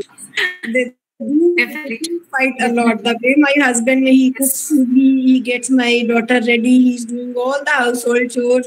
So I hats off to that man also, along with my other family members. So it's happening with everyone. We'll add up to this discussion, ma'am, at the end of the program today. Prash sir, our founder, and Prash sir's wife, like Renuka ma'am, will also come up with this thing at the end of the session. So, without much delay, if Kavitha ma'am, are you there? Yeah, yes, Indrani, I am there. So, welcome to our next speaker of the day, Dr. Kavitha. Yeah, hard for you to read. Thirumurugan. Thirumurugan. Okay. Yeah. Thank you, ma'am. She is a professor at Higher Academic Grade in Structural Biology Lab at Vellore Institute of Technology. And she has pursued her PhD in plant breeding and genetics from Tamil Nadu Agricultural University, Coimbatore. And she has also pursued her postdoc in University of Leeds, UK, with the title Structure and Function of Myosin 5 using Single Particle Transmission Electron Microscopy and Image Processing. And her research work also includes about longevity, lifespan extension of Drosophila melanogaster, senescence and autophagy of murine adipose cells, understanding the mechanism of autophagy and using gene and protein expression studies during adipogenesis. And her personal skills include routine techniques in molecular biology, TEM, negative staining, cryo-electron microscopy, carbon coating of Greek single particle image processing. Her teaching experience is quite vast. She has been teaching biochemistry, biophysics to BTech students. And then she has taken courses of advanced biochemistry and biophysics for MSc students and other UG and PG students. Her major teamwork and leadership includes guiding 8 PhD students, out of which 4 of them are ongoing. And she has executed a huge number of projects, conferences, and seminars. And one of the major funded projects that includes inhibitory effect of cinnamonium xylonism on alpha glucosidase activity and postprandial hyperglycemia, which was funded by DST. She has also studied the structure and function of TRIOBP, which is a novel actin bundle protein involved. She has received several awards and fellowships. One of the prestigious fellowship award has been of Royal Society of Biology, and she has got n number of publications. So, with a brief introduction, I now request our speaker to share her valuable experience as being a wonderful woman scientist as well as being a living mom. So, over to you, ma'am. Okay. Thank you, Indrani, and thank you, Dr. Prash, for mentioning my name for this today's talk. International Mother's Day celebrated tomorrow, but we are going ahead, I guess. And hearing the talk of course, Dr. Charu's talk, I was towards the finish only I was joining. And hearing Dr. Saranjeet Dhawan's talk, I was practically very much moved because very nicely and very strongly she was talking. I am very much taken by how strong she was able to convey her difficult situations with the composure. Of course, today my talk will have a blend of science. So as scientists, you can have the fusion of both. So I'll start sharing with you. And thanks to Bioclues, and at the end I'll mention again. 1 minute. Share the window. Let me see.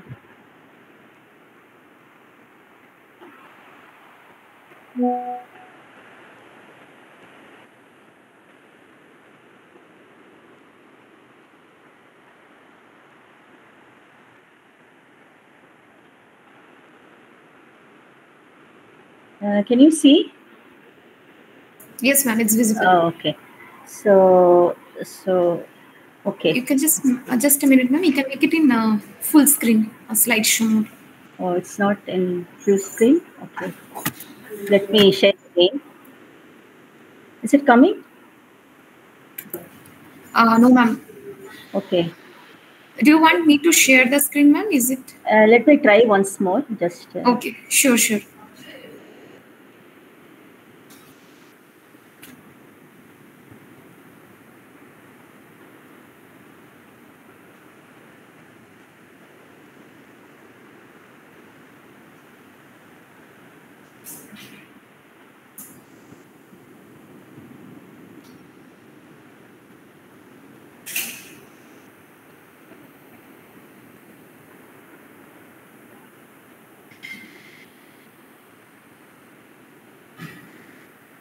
Sorry, 1 minute. Sorry for the time. It's completely fine, ma'am. Yeah, just hang on. Yeah, is it okay? I mean, maximum. Yeah, is that fine? Yeah, is it fine now? Yes, Ma'am, yes, it's visible. yes, yes. Is it Yes. okay, right? Yeah, Yes, yeah, ma'am. it's Yes, visible. yes, Okay. ma'am. Please Thank you. continue. Okay, so okay, we know why we are here today, International Mother's Day.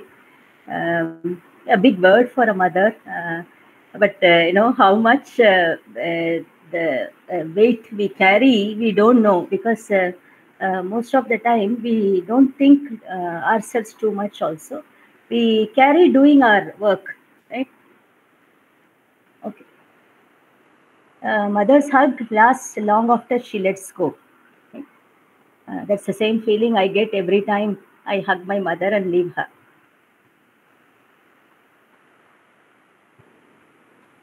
Okay, this I mean, just to show you the picture and take it to the quote. What is necessary to change a person is to change his awareness of himself, because most of the time we don't know about ourselves very much, right? That introspection is very limited. Okay, now going to the science side, my UG, PG, and PhD was with plants. Why I'm mentioning is because I have to show later my transition to very much away from plants. So as Dr. Indrani was saying, my UG, this education, early education and higher education also happened in Tamil Nadu Agriculture University, Coimbatore. It's in a way, very beautiful place. In a way, the climate and people all.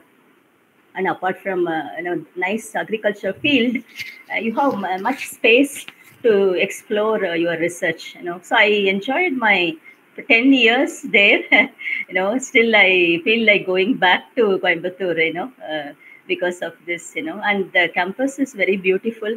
Even those days. Now we are advancing with science, but even those days where funding and all very limited, somehow our university able to get Rockefeller Foundation fund, and we were thriving very nicely with government support, and it's a government institute, by the way. And of course that helped me to get of course CSIR fellowship I got, first time traveling all the way to Delhi and presenting the research was a very new experience for me, because I don't know, those days we rarely go to other parts apart from your home, your own home, right, your city. So the topic was cytoplasmic genic male sterility. Very kind of a hard topic, because we have to do so many generations to reach the sterility. It takes time, and field work is very demanding. Apart from what I enjoyed, field work, okay, but what I enjoyed most is microscopy. Tiny microscope, still very useful to see the cell divisions, and seeing the beautiful chromosomes. And those days no digital way of developing the films, so you have to go the traditional approach of film development. I still remember the room and the corner of the room, the lab where we have to do all this. And one good thing, the freedom we get in my lab those days is even at 2 p.m. in the night, 2 a.m. in the night, we can do the microscopy work where no one disturbs you. So that's very nice. People allow you to do all that, right? And of course, I have to thank my guide, to help me with all those project works, right? The research. Okay, so after my PhD, I was looking for a job. Almost 1 year wait, because I think a couple of placements I lost because not aware of the openings. And of course, a location I have a bit narrowed location, not too much looking those days beyond my place in and around. So that was also a limitation. I think nowadays students want to travel away from their place. So So first job with the happy sign I put because of the educational background, I got into it, and teaching botany of field crops to students, that was a good experience for me. No research basically in those. So it was just starting. The college was just starting those days. It's way back actually. And my first visit away from home in a foreign place is in Wales, UK. This is a beautiful university with a nice seashore, and my home was very close to this, just down the lane. And Professor Jenkins is the head of genetics lab, and I was doing honorary research because getting a paid job on your first landing is not that easy. I mean, even when I say those days also. And of course, the technique was fish fluorescence in situ hybridization. I was doing it for 6 months, but the outcome was not great. But just still learning the technique, and professor was having a patience to see any results, but not spectacular though. But of course, he was kind enough to give me a reference for my further, kind of a shift. That was where I joined as a postdoctoral research in a University of Leeds. Here you can see Professor Peter Knight is my mentor and guide for 8 years. Wonderful experience, and I didn't feel like leaving the lab. It's a long tenure as a postdoc, but the work actually was very fascinating. What you can see here is the myosin 5, the cytoskeletal motor protein, molecular motor protein, working on the cytoskeletal effectin, the filamentous effectin. It's a two-headed binding structure. Of course, you can see the curvature, the way the motor domain binds to the effectin. I mean, if we want, we can talk more on this later. But this is, even before I joined the lab, this lab is working on this. So basically, molecular contraction group, muscle group, basically. So now you can appreciate the transition from plants to myosin muscle, which I have not heard before, though. But the experience in the interview, for those who are trying, the youngsters who are trying for the interview, please bear in mind, before you go for interview, please read the literatures, publications of the group, and of course, please see where you can relate to. How I related to in the interview was, saying the microscopy, of course, the tiny microscope, what I used, I was able to say with some of the papers I was carrying that time. And these in the interview, what I should say, one thing is of course, Peter was there, but he was not asking too much. But there was another, guide, John Trinick, who is no more now. He was asking questions like showing their lab publication, asking me, what is this?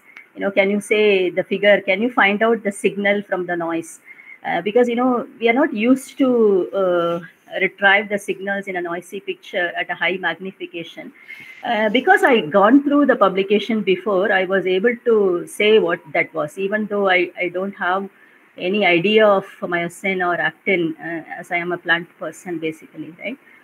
So what I try to say from this is, when you go for interview, please be prepared, read the literatures and anticipate the questions that helps you, right? Okay, so this was my first foreign talk, and of course you can see me there. You can see me there. In a group. You can see the arrow, right? Indrani, can you see the arrow?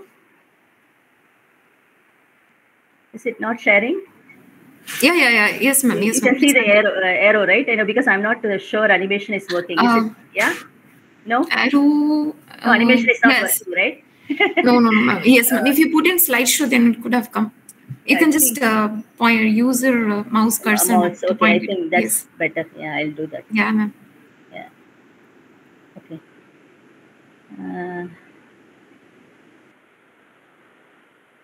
Okay. So yeah, 1 minute. Yeah.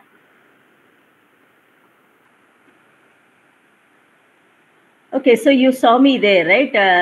I mean, now comparing is totally, not reasonable. That was a long time ago, 2002, right? Okay, so first paper, anything first is, kind of you keep for longer, the memory wise, right? The first paper in Leeds lab, this is a paper in a JSB. So basically on time-resolved cryomicroscopy using stepper motors and electrospray. If you see, I'll show you, the images. Some of these are like, from this work actually. One of them, left side, what you see is the ferritin. Of course, what you see, heterogeneous, variation in the droplet size, because we were making a homemade instrument and trying to see how the spray happens on a tiny grid. I'll show you in the next slide how it looks like. And this is cytoskeletal actin. We want to see how that looks in the spray apparatus. Right. So this is a basic fundamental design of the mixing apparatus. It's a time-resolved apparatus. So we want to see how fast the heavy meromyosin, not the full length, this is a part of the myosin, mixed with ATP, and very short time for the association to happen. So that is a intentional, you give a very short time for ATP and HMM to react to get a nucleotide state, that is a ADP, myosin ADP bound state. And then there is some short delay before actin is mixed. And finally, the tiny, 5 microliter, volume goes on to the tiny grid, copper coated grid. This grid then flash frozen and taken for TEM imaging. So Dr. Howard White, he came all the way from America to, because he is a collaborator with us, with Peter. So he came to Leeds. Of course, he designed the instrument. And interesting questions we were asking is, in the absence of ATP, because ATP is a fuel for the myosin to bind to the actin. So in the absence of ATP, we say rigor, what is expected is most of the molecules, myosins, will bind to the actin. And when you have a rate limiting ATP, micromolar ATP, can we see the same two-headed binding structure of myosin on actin? These are some interesting questions we were asking, and we were publishing this in a good journal. We were happy, but that was the beginning for me, right? But most of my time was occupied by this central project where we want to see how myosin 5 was regulated. So in center of the picture, you see a triangular structure, which is, why I'm saying triangular in a way, upside down. Sorry to interrupt you. Slides are not moving. Yeah. Now it is fine.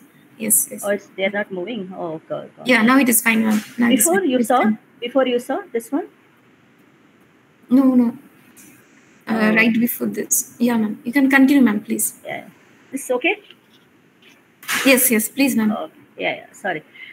So the center of the picture, you can see the shutdown structure of the myosin, where mechanically and enzymatically inactive myosin showing high sedimentation value, corresponding my microscopy pictures, you can see here the averages actually. And when the cargo binds, it opens the structure, shutdown structure, and now the Y-shaped structure, like stethoscope structure, what you see is a mechanically competent and also enzymatically active, right? But why we are interested in this kind of regulation is because myosin all the time binding to ATP, binding to actin is futile. Sometimes you have to make the myosin come off the track and do other works. So on the track it carries the cargo, to say precisely, and off the track of the actin, it actually is like kind of going here and there, like looking for a way to open up, right? So towards the other side, you see, you throw calcium, then you make the myosin, the shut off become a little bit opening up. But problem is calmadulin dissociation happens because of calcium coming there. So clamps, calmadulins like calcium. So you get a floppy lever. So mechanically compromised structure, enzymatically active still. So you have a different sedimentation value. So this two works. I mean, of course, the concept is same, but in Nature paper later we improvised the structural details. So we were happy in a way, this to just to show you how the class averages show the flexibility in the motor lever junction. This is the cargo binding area. In the color picture, you can see GTT is a globular cargo binding domains. Okay, this picture, why I have to re-emphasize, the JBC work is, the central column where you see the class averages are triangular structures, shutdown structures. Initially, when I was looking in the EM, there were very, very few molecules. So I was wondering, why I'm saying is, when you are seeing the experimental results, you have to be very open in your mind, not ignore some of the smaller details. So I was asking my guide, please see, there is some weird structures, triangles I see here and there. Can you tell me how these came, and can we improvise the experiment, right? And that is the starting of how we got into the structural, details of the triangular structures and shutdown structures. Right, this is a very important picture for me, showing my baby, 7 month old. Sendil he is with me, through looking through the microscope. Maybe what he's seeing we can't know, but he's trying to kind of hold it, without me saying, kind of showing him how somehow he's doing it naturally, right? And he was growing, and so I thought him, he might appreciate the microscope better, and I brought him, and he gave a nice pose, toddler on a trendy scope. Now the microscopes developed so much. We have titanic structures, EMs, very much advancement happening. Right. So apart from myosin, I was working on myosin 10 with a collaborator, my neighbor lab, Michelle Beckham. She's as a cell biologist, very much fond of microscopy again. But she was, basically, confocal microscopist. Seeing color pictures, she wanted me to try the black and white. How the TEM looks like with the myosin 10. The point is how the levers can be extended by fusion of myosin 10 with the myosin 5, making a recombinant structure. But idea is lengthen the lever so that it can take a long working stroke on the actin. Okay, so turning point, as a celebration side from the lab was the Nature paper, because the lab was, and looking for some opening in a way, in the myosin field. Of course, they are muscle group working on myosins for a long time, but they need some a good paper just to motivate all of us. So going with that, kind of encouragement, I was given a chance to speak in a biophysics meeting, Utah. Of course, there was one colleague with me. Here you can see. So basically on the same shutdown structure of myosin, I was talking a poster one time, and next time I was given a platform talk also. So these are many pictures coming from different research papers. Of course, one was non-muscle myosin, and this is interesting. That towards the left side, you see filamentous, striated structures. They are titin end filaments. End filament, titin, a megastructure, muscle protein. Has a tiny end filament fibronectin domain where it tries to hold the thick filament in the z-axis of the sarcomere. And I was working on smooth muscle myosin, where cross-linked myosin you can see with the black arrows pointing that. Actually, interesting. What I want to say here for future PhD scholars, researchers is, I got only 2 microliter of the protein all the way from Nevada, desert area. And when the time the protein reached Leeds, everything was, completely melted, you know. So then I was thinking how much microscopy going to help us, you know, as a stability wise, you know, biochemistry side as well as structure side. And nevertheless, I was trying to see on the microscope. Fortunately, things turned out good, and we were able to publish this only with the 2 microliter. We were able to go with a publication because of the experiment worked basically that time. Okay, so with so much multitasking in a way, one time almost 7 projects I have to do, and that time a kind of break is required, and a trip to, of course, after finishing the work, and we went to Switzerland, you know, Geneva, of course, to see Sendil there, and of course, it's a very relaxing, you know, picture for us. Of course, all good things come to an end. So in 2008, it was Leaving Do, where my mentor, you know, guide, you know, I myself doing the same sign, thinking whatever happened was good, and whatever going to happen might be good as well. You know, kind of with a positive note, we were kind of leaving that lab. And back home, I joined VIT actually 14 years ago. I feel like young, but and in a way, right? You know, years just passed, but still I feel I have to contribute more, right? So research in VIT, you see a complete transition. Okay, of course, again, Miocene now jumping to my favorite, you know, plant side again, but not completely plants, because here I keep doing fusion again, you know, with you know, for diabetes, because my husband is a diabetologist. So I was thinking somewhere I have to start. So diabetes was a bit comforting for me to start.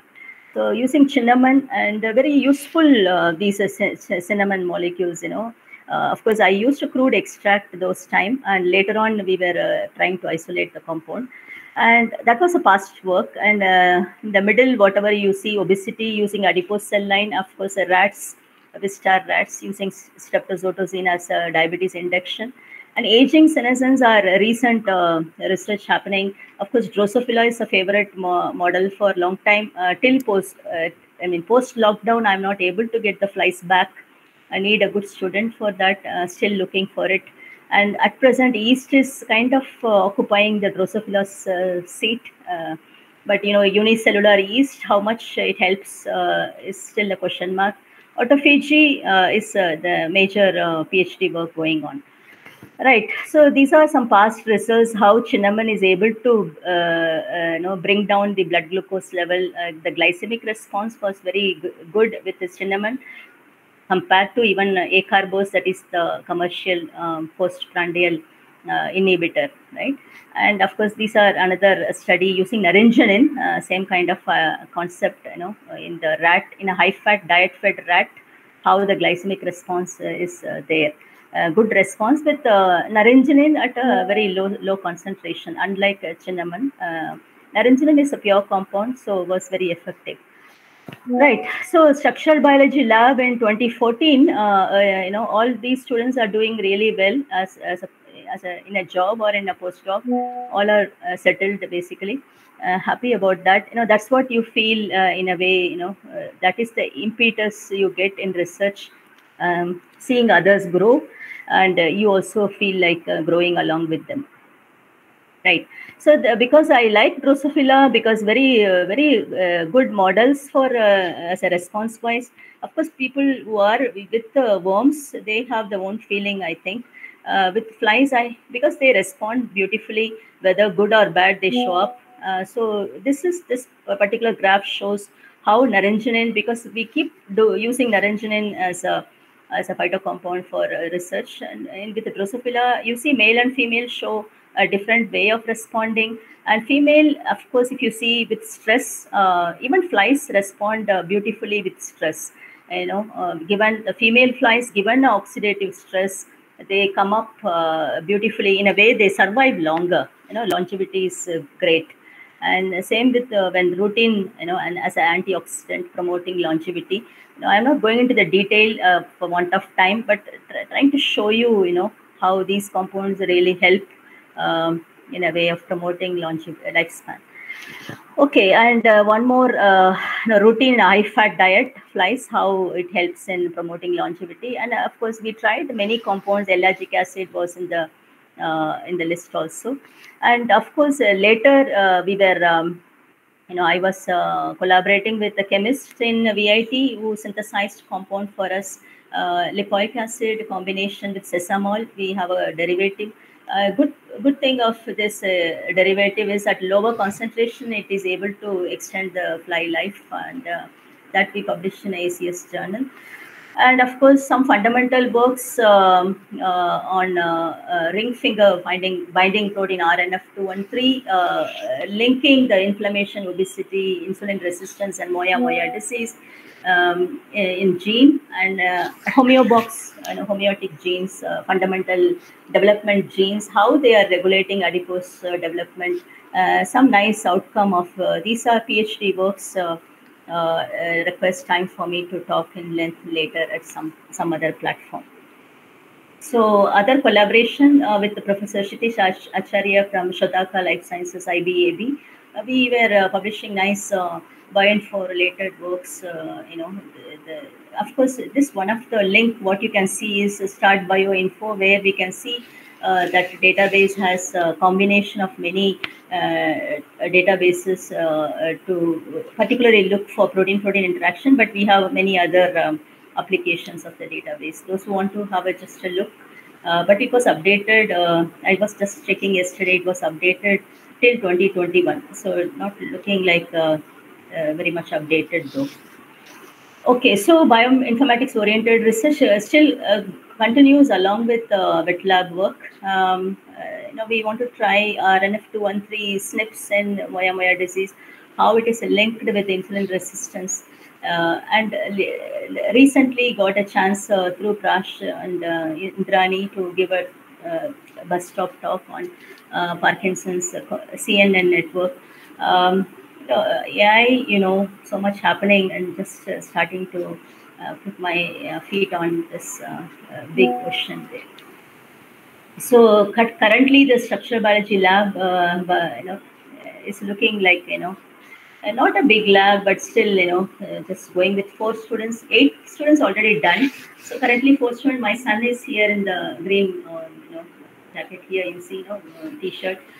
He's in IIT Madras at present, He came for a vacation break and I brought him to the lab, and this was a picture taken along with him, very appropriate for Mother's Day to show how he is with me. And it was a good feeling, son visiting the lab, and you feel more kind of connected to the research when he is there. Right? And so thanks to Bioclues for giving me this chance. And of course, my guru, Dr. Peter, without him, so much would have not happened, the good papers wise. And collaborators keep us pushing the work, and colleagues, of course, they give you that, all support. And of course, without grant, we all know nothing is much possible practically. Scholars and of course, family goes without saying. During my stay in Leeds, both the families, my mother's side and my mother-in-law's side, both came. And the temperature there is very different, and the environment is different. Somehow they helped me to grow son till kind of we came back to kind of fellow. But of course, they were with us for at least for 18 months. Still, Sandil was growing. So this picture, I can't leave the talk without putting this picture. And how much wisdom I gained from my mother is still I am, trying to find her compassion and her strength. It's hard to say. And my sketches, apart from my academia, I do other, to keep me in sanity. These are my part of my sketches, just to share with you. And I leave you with a simple poem. I'm not going to read it here. Thanks to Bioclues for giving me this chance after a long time talking to a general audience, scientific audience also. Thank you very much. Thank you, ma'am. Thank you so much for taking your painful time. I know it was last minute you said requested, keeping the time in touch. So it was a wonderful experience that you shared. And amongst us, we have our President Gyan sir. I would request Gyan sir to give few words on concluding this wonderful event, sir. Thank you, Indrani. It was all the three talks. It was like a blend for the personal as well as the professional achievements, and I guess that apart from the Indian women, I think there is no women in the world who could manage these things in such a better way. And I enjoyed all the three talks. These three talks were amazing, and also learned many things. And I hope all of you also learned a lot of things from these people. I salute all of you, and then I wish all the best to all of you in the future. Thank you so much, and have a very nice and very happy Women's Day. Thank you, sir. Thank you for your amazing words. So now we have Dr. Renuka Sirovjala. So our leading woman scientist who is also a wonderful mom. And she has been a pioneer for our Women in Biology platform for Bioclues. I request ma'am to speak a few words on this today's session, ma'am. Ma'am, please.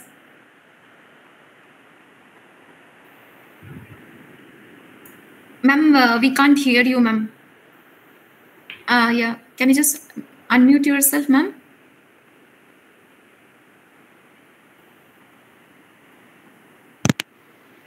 No? Yes, ma'am. Hello. Yes, ma'am. Please. Yes, ma'am. Please continue, Yes. ma'am. Thank you very much, Indrani, for organizing. And this was wonderful platform where we can actually discuss. And there are so nice talks, nice thoughts on how how a mother scientist can manage things in a better way. Both at home and as well as for the scientific environment, and I definitely I correlate my experience in the same way, managing two kids and then also making the timelines and then binding with the commitments which we have signed the scientific temperament. And this is quite good for the next generation of young female daughters who are with us, understanding our situation and also cooperating. And we have wonderful husbands as well who always try to accept where we are and then try to help us, support us. Without them we are not here, and we cannot just do without just leaving everything and then just work out at our temperament. So definitely all the support given by husbands is always important for mothers, like they can stand and do better. And before it was not the situation, but the trend has changed. So we should always encourage the young researchers, even though they are scared of getting married or little difficult, that can I face it? Yes, you can face it, and it's very easy to handle. Only thing is you should know how to manage. If you know that, then everything is possible. So that is way we have to do it. I really feel happy that we are able to discuss and as well as talk on this advanced Happy Mother's Day. Same to you, ma'am. Wishing all the women scientists happy Mother's Day, happy advanced Mother's Day. So we have our senior scientist, Dr. Jayaraman, sir. Are you there, sir?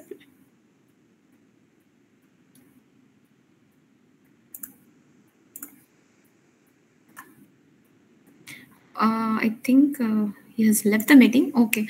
So I would just like to request for our founder of Bioclues to be here to give some concluding remarks, sir.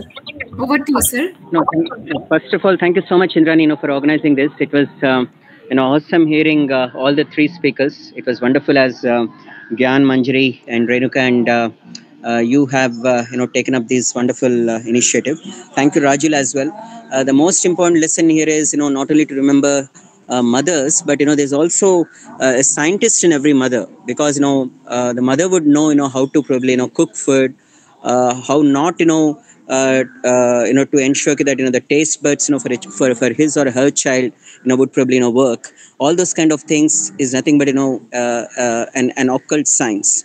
That's a wonderful science that the child would really learn from his or her mother. Okay, I think without wasting much time, I'm sure that Indrani has organized this very wonderfully, and I think all the three speakers and all the mothers on the earth deserve standing ovation. So Indrani, please, yeah. Yeah. So I request all the participants to provide us standing ovation for all the speakers and for all the wonderful women scientists.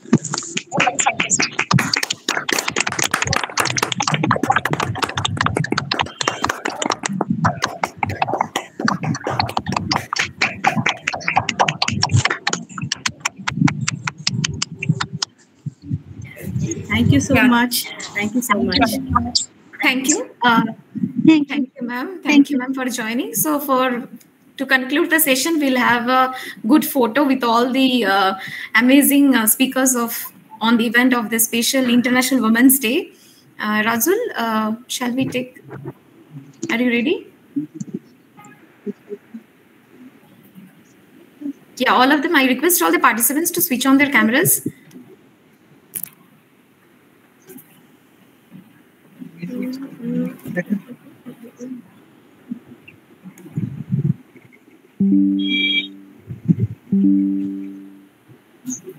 Thank you, sir. Thank you, Prash, sir. I thank Bioclues to give this opportunity to conduct this special event.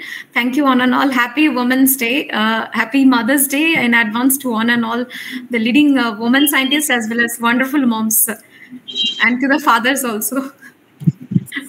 Okay. Thank you, one and all. Have a good day. Bye. Have a good day. Thank you. Thank you, everyone. Thank you so much. Thank you. Thank you, ma'am. Nice to meet you, ma'am. Kavitha ma'am and Saranjeet ma'am. Yeah. Thank you so very much. Thank you all. It was a great experience listening to such great people around us. Happy Mother's Day to all. Yeah, thank you. Happy Mother's Day. Happy Mother's Day. Take care of you all. Bye. Bye. Thanks, Indrani. Bye. Bye.